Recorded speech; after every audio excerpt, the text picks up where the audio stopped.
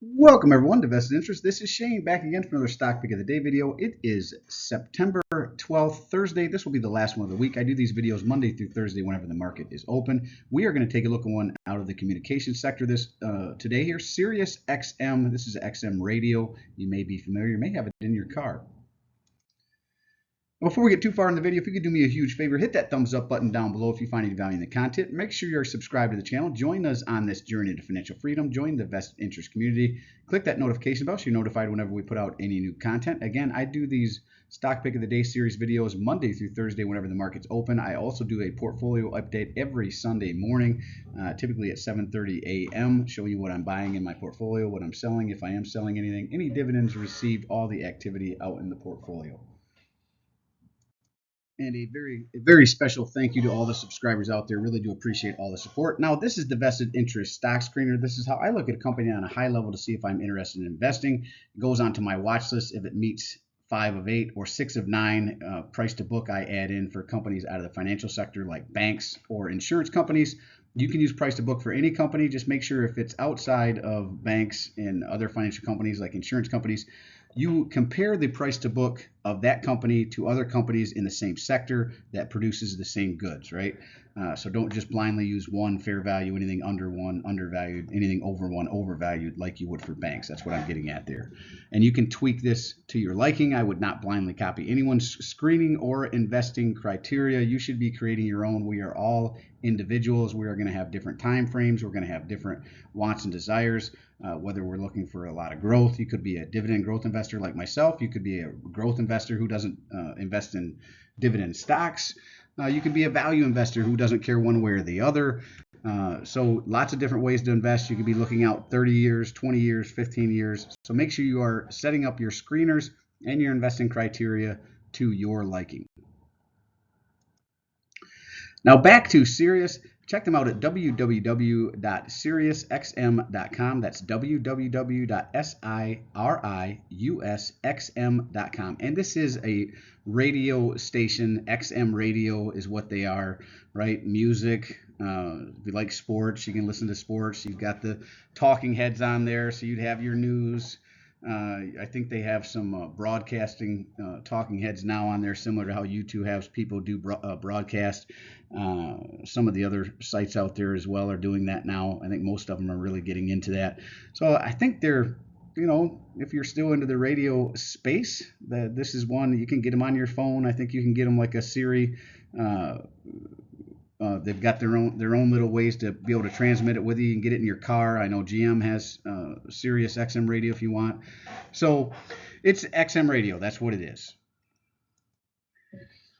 Now, the reason we are looking at them down 9.86% on the day, huge drop. We are talking about Sirius XM Holdings, ticker SIRI, close out the day at $25.52. And the numbers are going to get a little wonky here because they recently did a reverse stock split on this one. So basically, for every 10 shares of Sirius XM Holdings you would get 1 share. So reverse stock split. And they were apparently doing it. What little research I did look into it was because a lot of people were looking at this like a penny stock. Anything under, typically $5, $6, $7, people call penny stocks. And a lot of retail investors, that's what some retail investors are looking at. A lot of the bigger institutional investors, smart money, you might hear the term called, were not looking at the company or might not want to look to the company because they are so low and they don't invest in penny stocks. So that was part of the reason, my understanding for part of this. They also did a merger. This, similar to Google, has 2 different or 3 different, maybe even 4 different classes of shares that were all tied to the same company. So they merged them all together. So this actually went from like $2 to $3 a share up to $25.52, but a big drop nonetheless since they've done that. I mean, it wasn't like they did it yesterday. It's been a little while since they did it. I think at least a couple days. So this was a big drop, right, from where they started at. So 52-week range, $24.43, as high as $57.80. And all these numbers are adjusted based on the stock split, right? So they really weren't that low or that high before, but this is the adjusted based on the stock split itself. So currently they are right up against their 52-week low here at $24.43. They have a market cap of $9.826 billion, a beta of 1.09, PE ratio 7.73, pretty low. though you'd have to compare this to other, places in the same business, companies in the same business here. I don't know what you compare them to. Maybe AM, FM radio stations out there. You might look at those and see how they stack up. Earnings per share, $3.30 per share. Earnings date sometime between October 29th and November 4th. Forward dividend yield is 3.89%. Very high starting dividend yield, $1.06. I believe they are a quarterly payer. We'll see that here in a little bit. Ex-dividend date, August 9th. So they just paid out on the 26th. You would be in line for their next dividend if you were to buy them now, but you're going to have to wait a few months. 1 year target estimate, at least according to Yahoo Finance, where I pull this information, $36.70. Now we're going to jump over here, and again, this is where it's going to start looking wonky. We're going to look at dividend yield theory to see if this one is potentially undervalued. Their 5-year dividend yield average is 1.5%, current 3.89%. So according to dividend yield theory, this one would be extremely undervalued. But because of the 10-for-1 stock split, reverse stock split, I don't know and the merger, I don't know if they've just gone up because they've merged and they've reduced the shares, or if they're indeed undervalued because they're significantly undervalued. I'm going to take some of this to be their yield was really low when there was a lot more shares in the market. Now that there's less shares, it's driven up their dividend yield. And because of the 10-for-1 split as well, same thing, pulled more shares out of the market. So that has driven their yield up for that. But I don't necessarily know that if you looked at the fundamentals of the company, the income statement, the growing revenue, margins over time, does it match up with this? You'd have to really do a deep dive on this one. Like I said, these are going to be wonky numbers because there was a 10-for-1 stock split. So for every 10 shares you had before, you now have 1 share. So they pulled a lot of shares out of the market with that. They do have a low payout ratio, 31.52%. I like anything under 75%. Now we're going to look at free cash flow. I want growing free cash flow over time, because typically if you have companies with growing free cash flow, you have a growing dividend to match. 2021 here, you go back, they were $1.5 billion in free cash flow. 2022 up to 1.53. 2023 down to 1.1. And trailing 12 months right at 1. So it looks like they're going to have a very similar year to what they had in 2023. Now they are repurchasing shares. At least they were. I don't know if they're going to continue. It doesn't look like they've done any so far, and maybe they are counting this reverse stock split as repurchase of shares. But there was $2 billion they pulled out here, $2 billion in 21, $1 billion in 2022, $274 million in 2023. Doesn't look like anything here, but like I said, with the reverse stock split, I could understand if they don't repurchase any this month.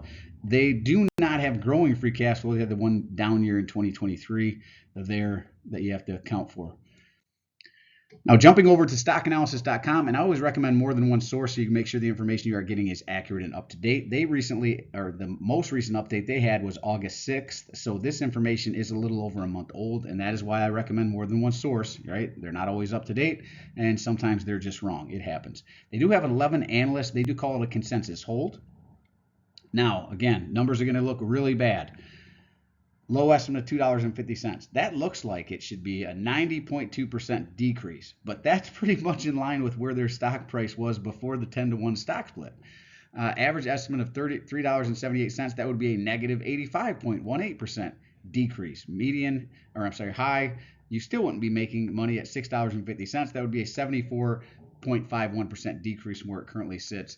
You could lock in a 3.89% dividend yield if you were to buy them now. Now, jumping over to see how efficiently they return their equity back into the company, I like to look at return on equity, ROE, and return on invested capital, ROIC. I like 10% or better for these metrics. ROE is not listed. I'm assuming that has something to do with the stock split. They really have to, pull all the financials of these 4, or I think it was 3 or 4 different entities that represented one company. They're all smashing them all together. So I imagine there's going to be some work around looking at what that actually is whenever you get into the books. But they do have return on invested capital listed at 18.39%. So that beats the 10% I'm looking for there, but not on return on equity. So they wouldn't get a check there. EPS growth, I like 5% or better forecasted over the next 5 years. They're a little low at 4.2%. They do have revenue growth, slow revenue growth at 0.75% projected over the next 5 years. Still going to be some wonky numbers here. Quarterly payer, so they do pay out quarterly. Payout ratio, they're saying 318.37%. I don't believe this is updated. Like I said, if you looked at the date, it was August, so this would not encapsulate the most recent 10-to-1 stock split. They're saying on Yahoo Finance it's 31, so I would go with that. Dividend growth is negative. Again, look down here, right? They were paying $250, 21, 21, 24, so that must have been a special dividend per share. But now with the 10-to-1 stock split, they're 24 cents, 26 cents. So again, numbers are going to look pretty crazy here on all of these. They do have a positive buyback yield of 1.45%, shareholder yield of 5.55%. They do pay out. I guess one thing you could take away from this is they do pay out on the February, May, August, November timeframe. It says negative dividend growth, but before the stock split, they were growing it, right? $21.96 to $24. And then, like I said, 0.242 to 0.26. So it does look like they're growing the dividend over time, but I'm going to give it no check there until we figure out, at least 2 years. I guess we should give them a check for that one. So let's jump back over to the screener here. Understand the business. That's where we started. Check there. Growing free cash flow. Nope, they had the one down year in 2023. Growing dividend. Check there. I'm going to give them a check. I know it says negative, but when you look at the chart, you can clearly see they were growing the dividend before. Dividend payout ratio is under, I'm going to say it's under 75%. I'm going to go with Yahoo's numbers. I just don't think that stockanalysis.com has updated yet. They said as much. Their last update was August 6th, so they need to update. Check valuation based on dividend yield theory. Dividend yield theory, again, it may be wonky because of the 10-to-1 split, but it does say they are potentially undervalued right now, so I'm going to give them the check there. 15% of 52, it's right up against this 52-week low. Didn't have any numbers on return on equity. Return on invested capital did look good. We're not going to give them a check there. Earnings per share growth, just under 5%, so no check there. So they would 1, 2, 3, 4, 5. They're going to go on my watch list. It does look interesting. I am interested in this 10-to-1 split that they did. And the, like I said, the combining of not 4 separate entities, but 4 stock entities, I guess, the only way I can say it, that you could buy shares of for all basically the same company. Similar to Google, where you have the Google GOOG shares and the GOOGL shares, right? Same company, but you can buy 2 different types of shares. So that's what it seems like they did with the 10-to-1 split. I don't know. Does anyone have Siri in their portfolio? Let me know what you think of this company down in the comment section below. As always, appreciate you stopping by. If you haven't done so already, don't forget to show me some love. Hit that thumbs up, ring the notification bell. Most importantly, subscribe to the channel. Join us on this journey to financial freedom. Join the vested interest community. Click that subscribe button. Don't be shy. Drop a comment down below. Let me know what you think of Sirius XM. Is it in your portfolio? Is it one you're watching? Is it one you're selling? I believe that Warren Buffett was buying the Liberty, the company that they, not the company, but the other entity that they had shares out there. I believe he was buying shares of them, and maybe he was waiting for this 10-to-1 split, and that was his whole deal. But I'd be interested if anyone that watches the channel has shares of Siri. What do they think of this 10-to-1 split? What do they think of the combining of all the different entities that you could buy shares through? Be interested to understand what you guys think about this one. I do personally read and respond to the comments. I'm always interested to read your questions, opinions, or suggestions for future topics. So you have a company like Siri you'd like me to cover in the Stock Pick of the Day series, go ahead and drop it down into the comment section. I'll work it in the rotation. And this is Shane signing off, wishing peace and prosperity to you and yours. And remember, financial security comes with those who take a vested interest. Hey, thanks guys and gals for stopping by. Hope you have a great weekend, and we will see you in the next one.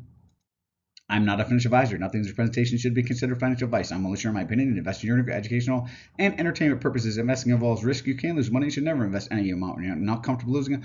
Always do your own research. Invest based on your situation, circumstances, and select the criteria or seek the advice and counsel of a certified financial advisor.